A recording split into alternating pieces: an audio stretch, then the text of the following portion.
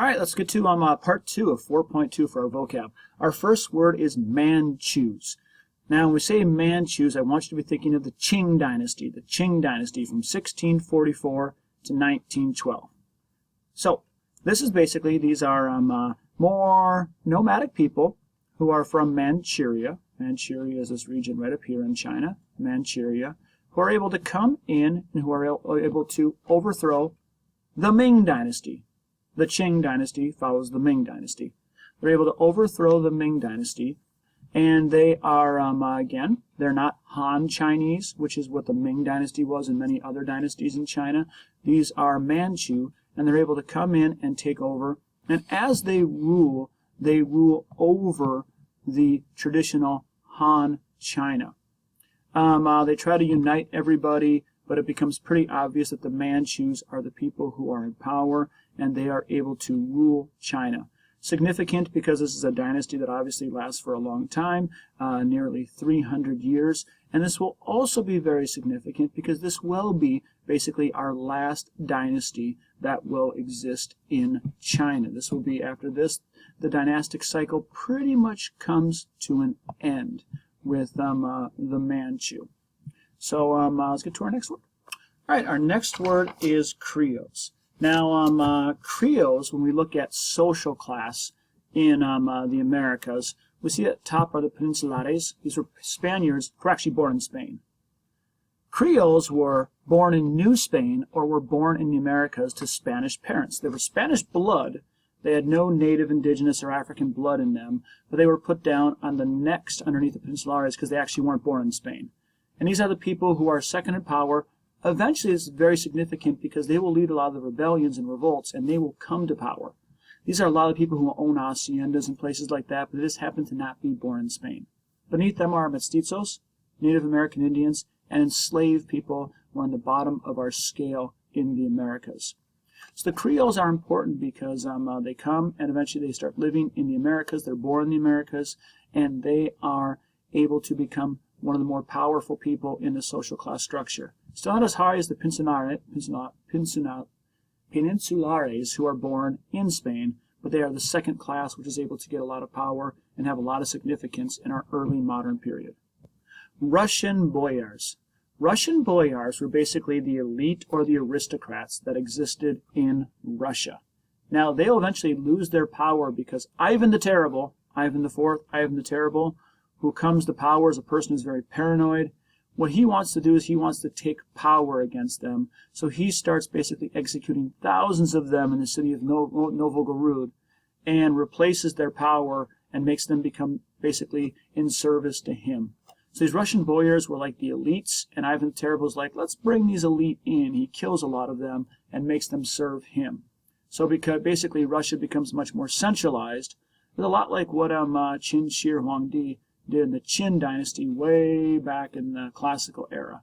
So basically the Russian boyars were elite people in Russia who had to give up a lot of their elite status and were killed and persecuted by Ivan the Terrible, Ivan IV, and they lose a lot of the power and they are forced to become loyal to him.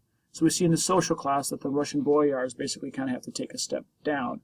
It's kind of like the reverse of what happens to the Creoles in the Americas at this time. Mughal Zamindars.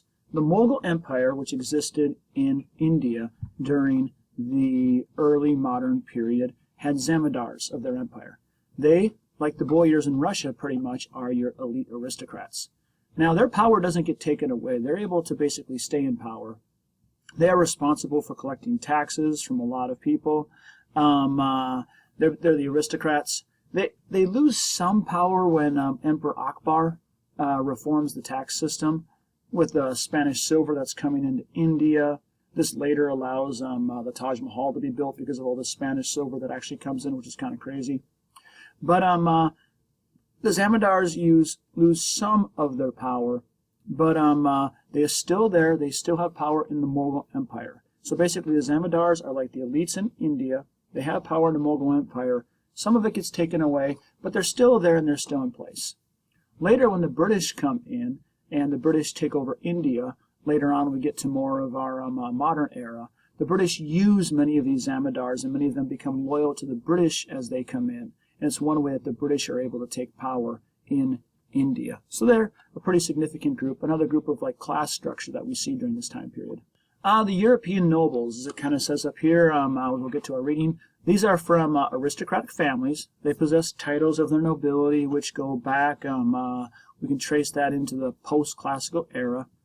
During the early modern period, these noble families, aristocrats who are like not quite the king, but a step down, they lose a little bit of power. They lose a lot of power, actually, during early modern era, as many people go to the New World, the Americas, gold is traded, slavery is happening, and there becomes a new class of people who like start joint stock companies, who go to the Americas, and then the nobility actually lose quite a bit of power during the early modern period. So they still exist, they still have influence and power, but they see their power go down, which is a trend that happens in a lot of our social classes during this time, that many aristocrats during this time, start losing their power as other people move up, as a lot of the world changes with Spanish silver and gold that starts coming into the world.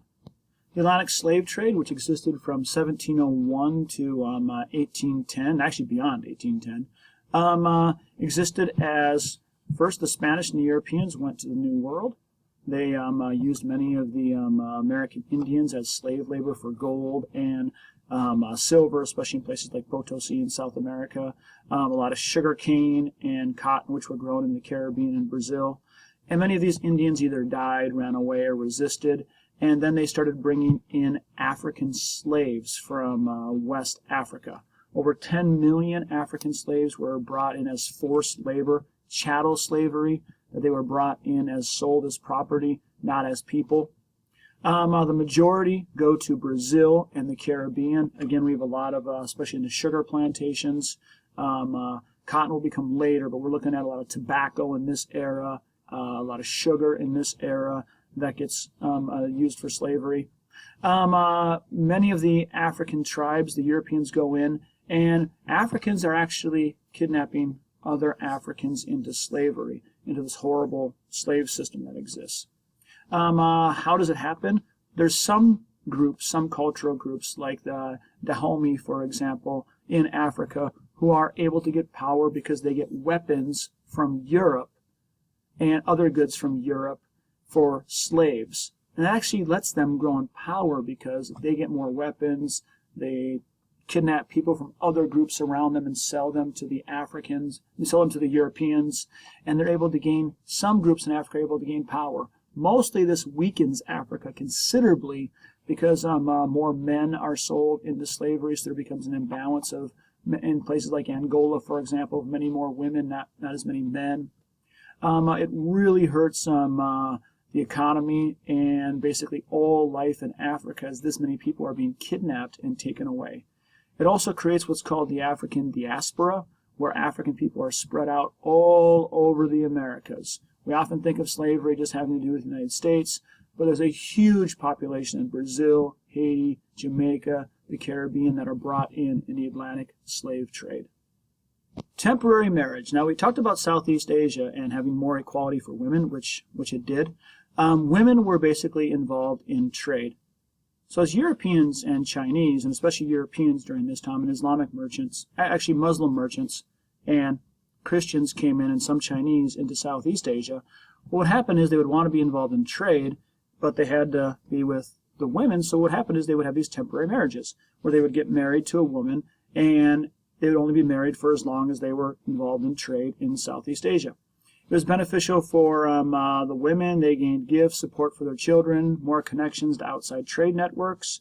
And for the men, they gained access to local products, learned of indigenous native practices and customs, and gained sexual relations. I'll leave that out there, okay?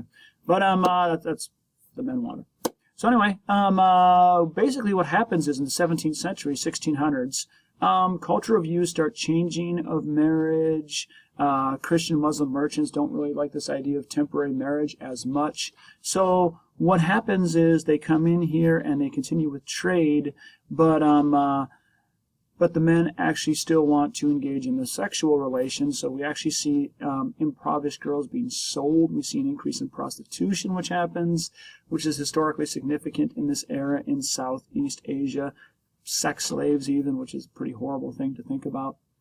So this is the concept of temporary marriage, which first started in this era in the post-classical, continues into the early modern, and slowly goes away. And we actually see a decrease for women's rights in Southeast Asia during the early modern period with the decline of temporary marriage.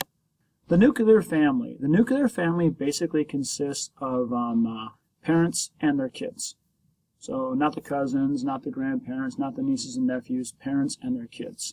Family patterns change in Europe during the early modern period because families actually start decreasing in size, especially as more people move to the cities and start earning trades. People get married a little bit later, family sizes decrease, and children become much more independent as they develop the skill and start moving away from their parents.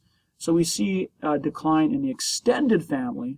An extended family means the grandparents, the nieces, the nephews, all that, and more of a nuclear family, which is basically mom, dad, and the kids of this time period. So we see more of a nuclear family in Europe in the early modern period and less of extended families. For our next few words, I want you to look at the social class here of the Spanish colonies. We've already covered Creoles. In Spanish, you'll see it as Criollos, which is the descendants of Peninsulares, people who were born in the Americas. Let's get to the Peninsulares now. The Peninsulares are people who were born in Spain. Very important, they're born in Spain. From the peninsula, Peninsulares, the Spanish peninsula with Portugal. They come to the Americas, and they are the people who are on top because they're pure blood Spanish and they were actually born in Spain. So they're seen to be even higher than these guys who are pure blood Spanish, no Indian or African blood in them. And that these guys are higher though because they're born in Spain. Somehow when you're not born in Spain, you're no longer born in Spain, you're not Spanish, you take one step down basically.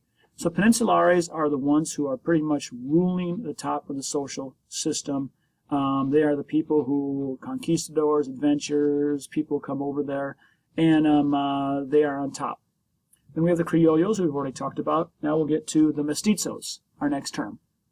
Mestizos are seen as basically, they are a mix of Caucasian and Indian. So this would be like people who are part Spanish and indigenous or native Indian. This is, Mestizos is a huge part of the Latino population today. It basically means you're a mix of Indian and Spanish blood. Continuing that, we see the next class below that in the Spanish colonies would be called mulattoes. Mulattoes is pretty much seen as an offensive term today. It actually means little mule directly.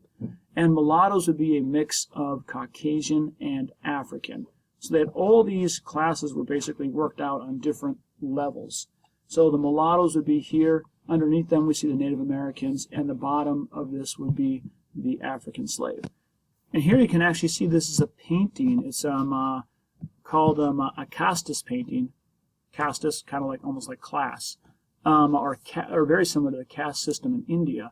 And here we see here there's we count here, we got four on the bottom. So we got basically there are 16 different classes that they would break you into the Spanish colonies. Starting up on top, if you were basically seen as being pure blood Spanish and not even born in the Americas, you were peninsular, all the way down to if you were a slave. And they even had different names for different categories in between them. Like if you were part Indian, part African, and part European, they would have a word for you. Like lobo was, a wolf would be like one of the classes' names. So they actually broke this down completely into different levels.